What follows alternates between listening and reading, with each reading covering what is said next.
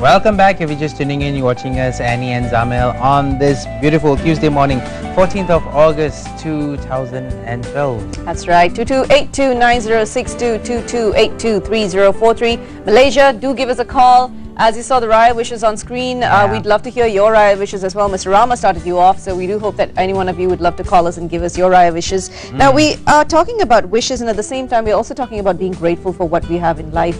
We'd like to find out more about this with our guest in the studios. Of course, we've got Professor Dr. Rosita Shari, who's a motivator, to tell us more about how we can be thankful for the wins in our life, how to be grateful. Thank you so much. Good morning. I was close to tears watching that. Yeah, I know, it's very sad, isn't it? Very sad and very touching, actually.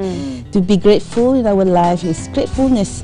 Before I go further in explaining about gratefulness, I just like to talk about a little bit about the energy. Everything is energy, as the celebrated Einstein says it, that E equals to mc squared. So everything is energy. This is energy in a different form. This is an energy in different form. So the thing is about gratefulness, I would like to approach it from the point of view of energy. So when we is in gratefulness, we are grateful, there is a beautiful energy that is in us. So it does not work when you say, bersyukur je lah, that's all what you get. That is not the energy of gratefulness.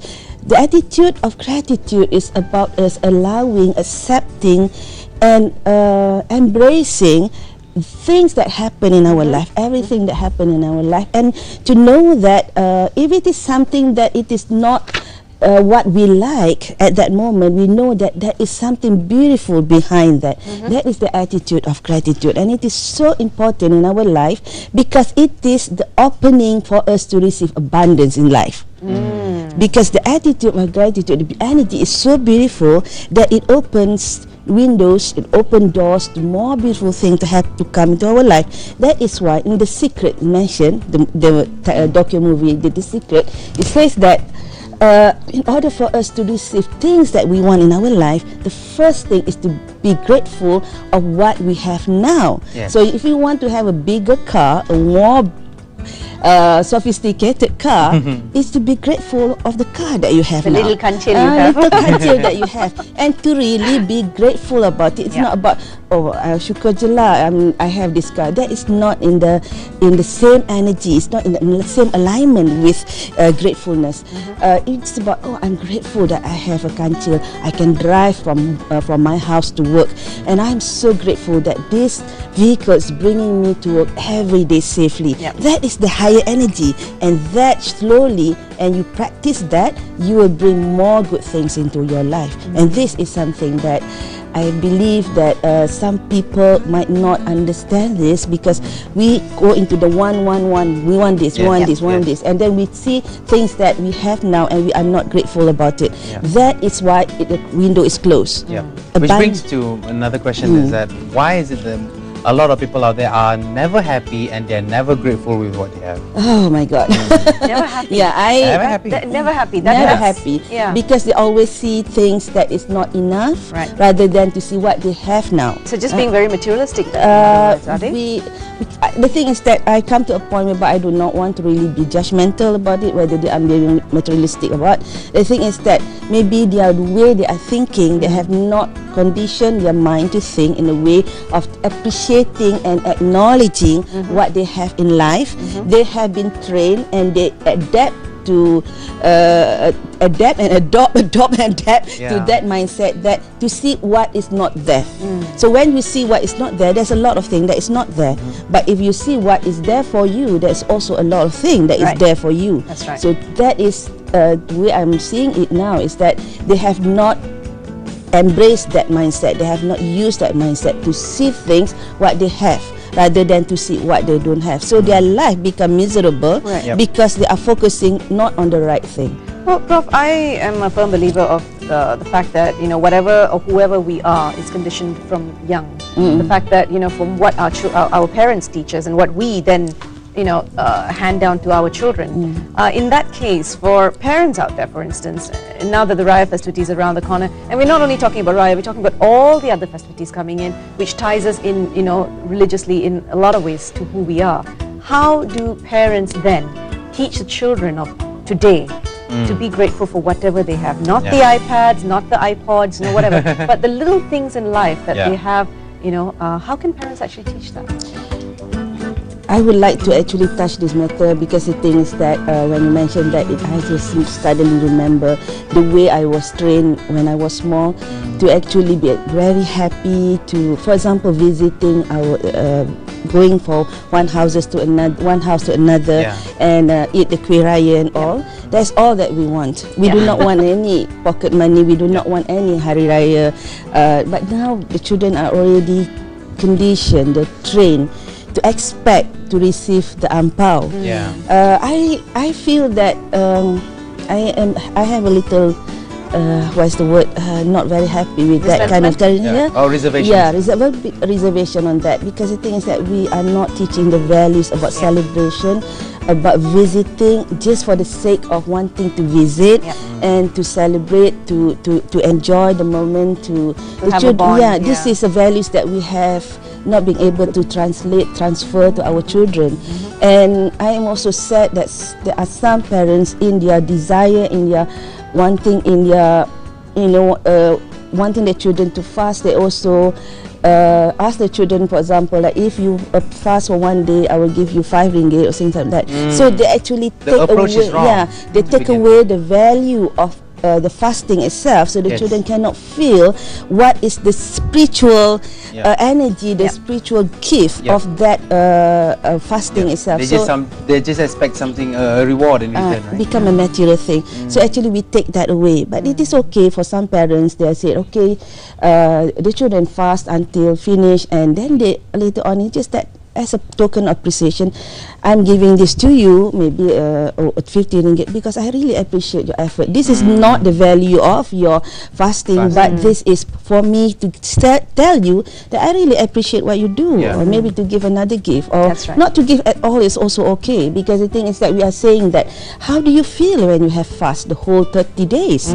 For some children, they still manage to do that. For the whole 30 days, how do you feel? And they start debriefing that, and start to, oh mommy, I feel that I feel so firstly I feel very tired, but later on I can feel how tired and how hungry those people without money. So that is the time There's a lesson there. actually, and that is the spirit of a celebration, to be really grateful of what you have now, rather than being given something and then wanting something else. It is okay for wanting something else, but it is not okay when you are not grateful of what you have now. That is a slight difference that I would like to stress here.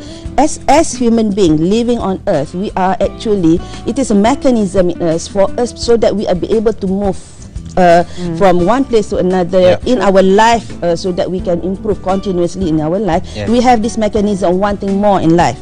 That is something that is inside of us. That is not greedy. That is for us to live and impact people in life. For example, I've written a book. I want to write more books, because that is a mechanism in me wanting to do more. That itself is impacting other people positively. What is not right is that when you have something here, you are not grateful for what you have. So gratefulness is also, you have something with you, you are happy, you are in acceptance, you are in allowance. At the same time, you also want something better, because you want to impact the whole world better. That is a very thin line that most people might see that, oh, that is greedy. No, that is not greedy. That is living your life to the fullest. All right. So let's try to relate this feeling of gratitude with shopping. Oh, okay. What are you looking at me for? No. I'm just giving you that knowing look, you know. So yeah, shopping, people think that, okay, they feel that they're entitled to it. They feel that they deserve to have this reward of going for shopping. At the same time, well, because of the festivities that's coming up, right? So they feel that, okay, I need to reward myself. I need to, to shop just to show off to other people. But that's not really showing gratitude as well, right? There are other ways to show gratitude to other people, especially during the month of Ramadan, as well as the Hari Raya. Yeah, what's your view on this? I just have one what you call way of looking at it. The thing is that I mean, not one way of looking at it. One way of seeing whether what you do is something that is fulfilling, something that is right, something that is adding value to you and the world. It's when you do it, do you feel good for the rest of your life? So going for shopping in some situation, it is important and it is rewarding and it is alright to do it because yeah, you are celebrating, you are buying things for you, buying things for your family, buying things for the people that you love, buying things for the people who do not have. That is something that is also an act of gratitude. At the same time, when it is the niat, the intention is about, oh, I want to have a new langsir, new to show off for the sake of showing off because I have just gotten a new raise in the company. Right. Then it is a little bit it will be eating you later on because that in itself will make you feel that is actually feeding the ego, and ego is the place whereby it separates us from other people and it causes us to be not in alignment with our natural self. Our natural self is always wanting to be, wanting to have, wanting to be together, wanting to be in oneness with the rest of the world. That's right. But when we are feeding the ego is saying that I am better than you. The ego is fed by the position that we are so proud of, by the things that we have, and that itself is separating us from our higher self. When I talk about this one thing that I don't understand is that some people would like to just you know, when they buy new things, they will post it on Facebook. Oh yeah, I saw like, that that just to show comment. to everyone. I got this and I got that. I got this, I got that. But at the same time, Maybe it's a way of them being happy with themselves. I mean, is that Actually, the thing is that when I want to look at it, I comment it. That is a positive thing that I do actually everything I do myself. I train myself to actually look at the positive side as well, because these people are so happy and they feel that all the friends are their friends, so they just want to share. They just want to tell, oh, I just got this this wonderful thing. I just went to this restaurant and eat this and eat that. They do not have this malice. I believe most of them do not have this malice intention that they want to show off. At the same time, this is what we call wisdom. After a while, they start to realize that this is not really a very good thing to do, because if you show them so many things about your things, then there are some people who are reading the Facebook that you do not want them to read, and they realize where your house is, where you are, that you don't want to. So the best thing is also for your own security to actually not to actually put that, but just to say that I'm grateful that I've received something wonderful today. That will be great. Well, thank you so much, Doctor. And before we leave you, please, would you like to give your Raya wishes out to the people? Thank you so much, Anne, for reminding me. And I just would like to say Selamat Hari Raya, Happy Eid Mubarak to everyone, those who have been following me all this while, and the new people that come into this. And I would like to say love and gratitude to everyone. To say sorry, ampun maaf for any wrong mistakes that I did, and I just wish you a wonderful and a lovely Raya. Those who are traveling far and traveling near, drive safely, and may you reach your family in the full of love and compassion and kindness. Wonderful. Yes. Thank you very much. Thank you.